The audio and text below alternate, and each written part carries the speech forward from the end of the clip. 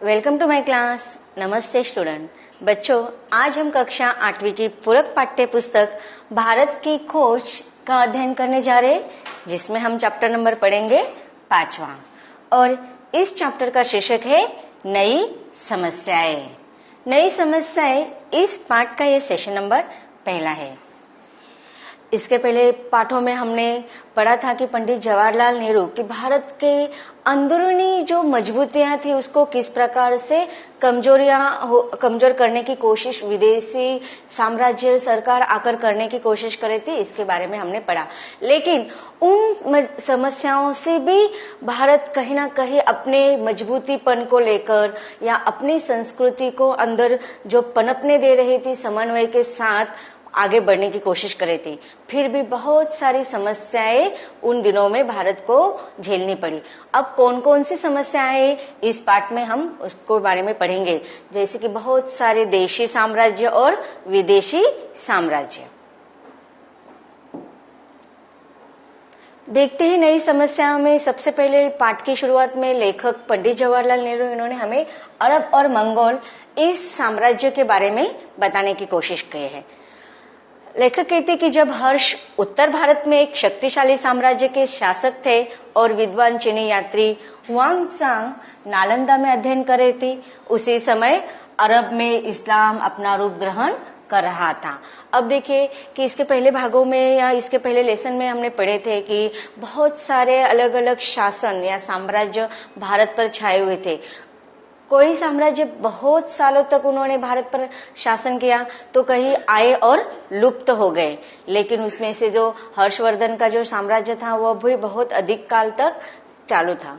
तो यहाँ पर लेखक यही कहना चाहते कि उत्तर भारत में हर्षवर्धन ने एक शक्तिशाली साम्राज्य के रूप में शासन किया था और उसी समय चीन से चीनी यात्री हुआंगत्सांग नालंदा में अध्ययन करने आए थे। हमने देखे थे कि जो बहुत सारे साम्राज्य वाले शासक थे उन्होंने बहुत सारे चीजों को भारत में लाए थे, जैसे कि विद्यापीठ या बहुत सारे वास्तुकलाओं का उन्होंने नए से उभारने की कोशिश की थी। तो उसी समय लेखक कहते कि अरब में इस्लाम अपना रूप ग्रहण कर रहे थे। भारत के मध्य भाग तक पहुंचने में लगभग 600 वर्ष लग गए और जब उसने अपने राजनीतिक विजय के साथ भारत में प्रवेश किया तब वह बहुत बदल चुका था और उसके नेता दूसरे लोग थे। तो देखो, जब अरब भारत में आए तब उन्होंने पहले से अपना इस्लाम धर्म ग्रहण कर लिया था और भारत तक पहुंचने के लिए उन्हें लगभग 600 वर्ष का कालावधि लगा। और जब वह भारत में आए तो उन्होंने राजनीतिक क्षेत्र में विजय हासिल कर ली थी और तब तक भारत तथा अरब के जितने भी धर्म थे या शासक थे उन्होंने परिवर्तन करके एक नया रूप धारण कर लिया था और उनके नेता उनके शासक में भी बदलाव आ रहा था। अरब वाले भारत के उत्तर पश्चिमी छोर तक पहुंचकर वहीं रुक गए। अब देखिए, जब वो भारत में आए तो अधिकतर उत्तर पश्चिम दिशा के ओर ही बस गए। अरब सभ्यता का क्रमशः पतन हो गया और इस प्रकार कुछ समय उन्होंने यहाँ पर वास्तव्य किया, लेकिन कुछ समय बाद उनका साम्राज्य नष्ट हो गया, पतन हो गया। मध्य तथा पश्चिमी एशिया में तुर्की जातियां आ गई और उसी समय देखो भारत के मध्य एशिया के मध्य और पश्चिमी भागों में तुर्क जातियां विकसित होने लगी।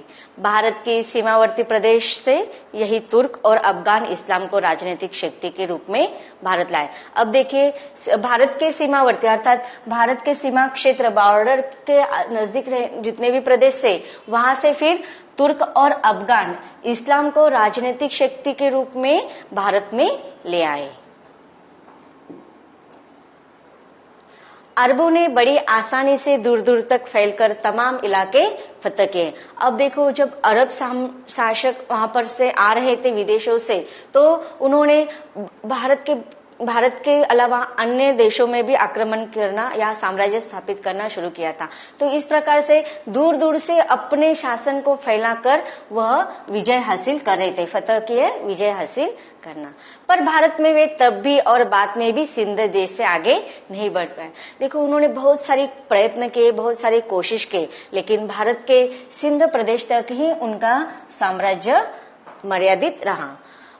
शायद भारत तब भी आक्रमणकारियों को रोकने के लिए काफी मजबूत था। तो देखो यहाँ पर लेखक ये कहना चाहते हैं कि जो ये छोटे बड़े साम्राज्य आ रहे थे, चाहे वह अरब हो या फिर तुर्क हो, उन आक्रमण करने के लिए भारत के बहुत सारे शासक शक्तिशाली थे और इसीलिए उन्होंने जो साम्राज्य स्थापित करने की कोशिश करे थे, हमारे भारत के शासकों ने आक्रमण करके उनको रोकने का प्रयास किया था। किसी हद तक इसका कारण अरबों के आंतरिक झगड़े भी हो सकते हैं। अब देखिए, इस भारत में उनका वास्तव में अधिक काल न टिकने के पीछे उनका कारण क्या था? अरबों के आंतरिक झगड़े कि जो अरब के जो शासक थे वो आपस में ही झगड़े कर रहे थे और इसका फायदा हमें भारतवासियों को हुआ। सिंध बगदाद की केंद्रीय सत्ता से अलग होकर एक छोटा सा स्वतंत्र राज्य हो गया और इस प्रकार यहाँ पर छोटे से नए राज्य की नींव डाली गई थी। हालांकि आक्रमण नहीं हुआ पर भारत और अरब के बीच संपर्क बढ़ने लगा। अब देखिए, उस समय भारत के जो शासक थे वह बहुत ही होशियार थे, बुद्धिमान थे, चतुर थे और वीर भी थे और इसीलिए ज्यादा करके अरबों ने आक्रमण नहीं किया क्योंकि उनके बीच भी बहुत सारे आपस में झगड़े हो रहे थे तथा उनके बीच भारत और इनमें विद्रोह की भावना नहीं हुई बल्कि एक मित्रता की भावना निर्माण होने लगी थी, संपर्क बढ़ने लगा। दोनों ओर से यात्रियों का आना जाना शुरू हो गया। राजदूतवासों की अदला बदल हुई। अब देखिए, राजदूतवास मतलब एक देश का संदेशवाहक दूसरे देश के आकर किसी प्रकार के अच्छे प्रस्ताव रखते हैं। तो इस प्रकार भारत और अरबों के बीच में इस प्रकार के संदेशों का अच्छे से व्यवहार करने के, दोस्ती का या अन्य जिस प्रकार से हमारे भारत का और अन्य उनके देश का विकास हो, इस प्रकार के अदला बदली होती रही।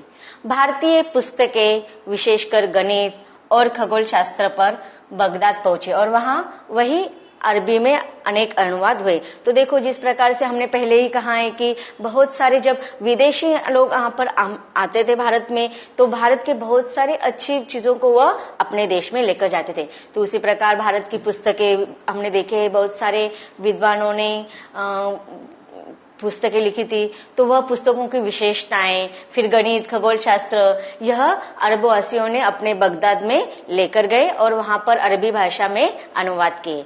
बहुत से भारतीय चिकित्सक बगदाद गए। चिकित्सक मतलब जो वैद्य होते हैं, वह भी अब यहाँ पर तो उनको बहुत सारे आगे बढ़ने के चांसेस थे, लेकिन उन्होंने वहां पर जाकर और भी प्रगति की और इस प्रकार भारत के वैद्य वहां पर चले गए थे।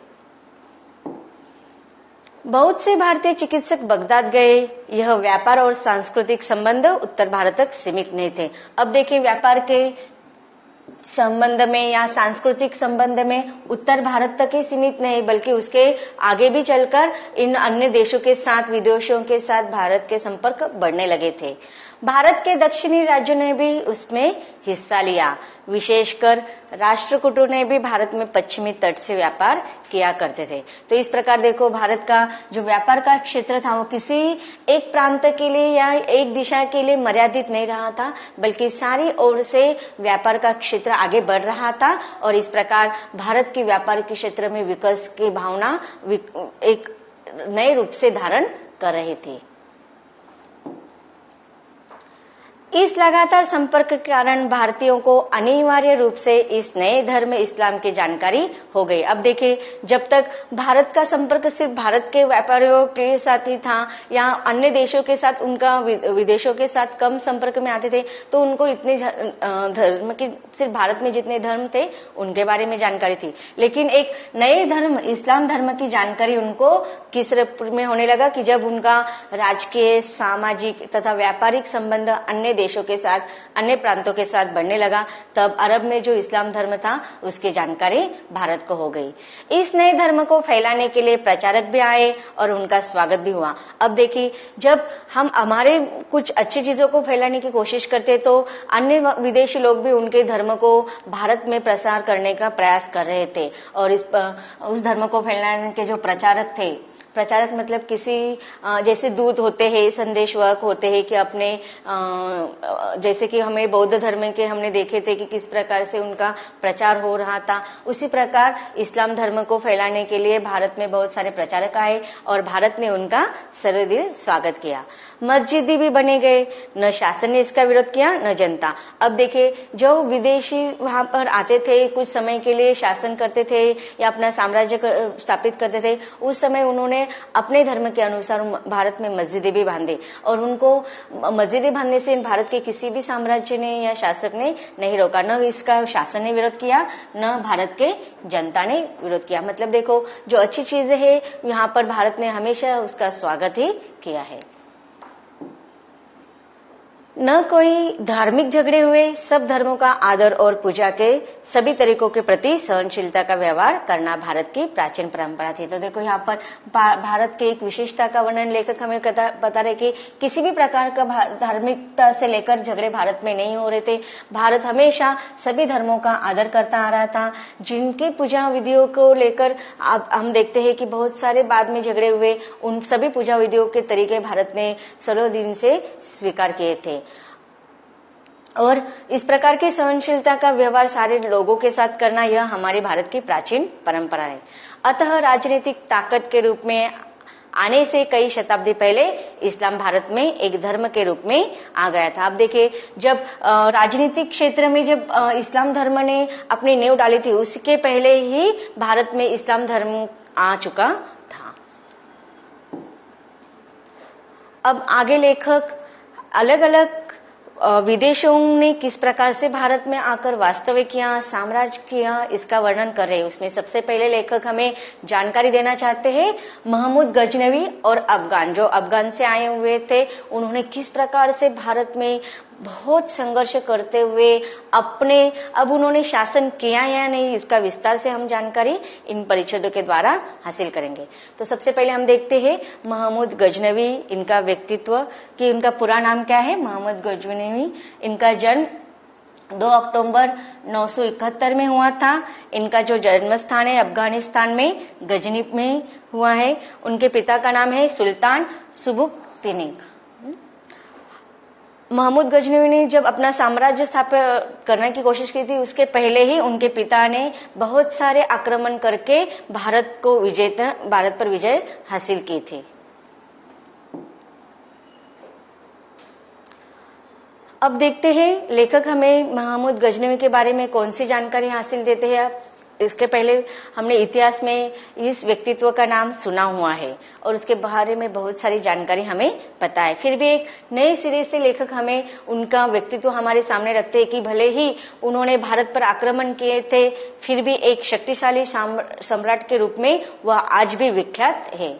लगभग 300 वर्ष तक भारत पर कोई आक्रमण नहीं हुआ। अब देखिए, उस समय जब मंगोल और अरब आए थे, उनमें थोड़ा बहुत आक्रमण हुआ था, लेकिन इस प्रकार से जो बहुत ही विस्तार रूप से विद्रोह के रूप में रूप धारण नहीं किया था। तो इस प्रकार लेखक कहना चाहते हैं कि जब उसके पहले साम्राज्यों ने जैसे भारत के ही जो विदेशी शासक और देशी शासकों में आक्रमण हो रहा था, उसके बाद 300 वर्ष तक भारत पर कोई आक्रमण नहीं हुआ।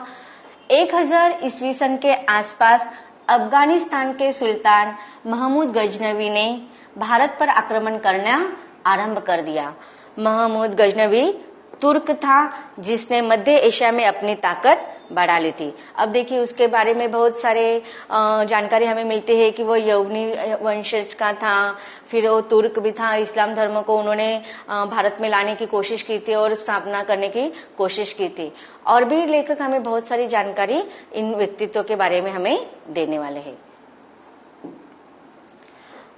उसने बड़ी निर्ममता से कई आक्रमण किए जिनमें बहुत खून खराबा हुआ। अब देखिए, ऐसा कहा जाता है कि वह जो थे वो बहुत महमूद गजनवी का व्यक्तित्व बहुत ही क्रूर था। वो किसी भी प्रकार से आक्रमण करते समय दयालु नहीं, उनका जो व्यक्तित्व था उसके वह क्या करते थे, हमेशा भारत पर आक्रमण करते जाते थे, लेकिन उन्होंने भारत पर कभी शासन नहीं किया। ऐसा कहा जाता है कि उन्होंने भारत पर लगभग 17 बार आक्रमण किए थे। जिनमें बहुत खून खराबा हुआ। हर बार महमूद अपने साथ बहुत बड़ा खजाना ले गया। अब देखो उसका जो उद्देश्य था वो भारत पर आक्रमण करके भारत का खजाना लूटना, यह उनका उद्देश्य था। उस पे भारत पर कभी भी शासन नहीं करना था।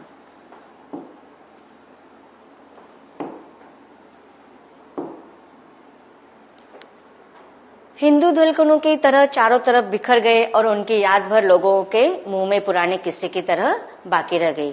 जो तितर बितर होकर बचे रहे उनके मन में सभी मुसलमानों के प्रति गहरी नफरत पैदा हो गई। मतलब देखो इन्होंने इतने आक्रमण किए थे और भारतवासियों को इतना सताया था कि वह सारे जितने भी भारत के जितने भी शासक थे वह तितर बितर हो गए थे और सारे भारतवासी उनसे बहुत क्रोधित हो गए थे। और इसलिए वह उनके जो पुराने किस्से अगर सुनते हैं, उस समय भी सुनते थे, तो वह क्रोधित हो जाते थे। और इस प्रकार भारत की सारी सेना तितर बितर हो गई थी और उनके जो भी बचे हुए थे सभी लोगों के मन में सभी मुसलमानों के प्रति बहुत ही गहरा नफरत भरी हुई थी, क्योंकि मोहम्मद गजनवी ने अपना आक्रामक रूप सारे भारत पर पहले से ही फैला दिया था। देखते ही इन परिच्छेदों में आए हुए कुछ कठिन शब्दों का अर्थ।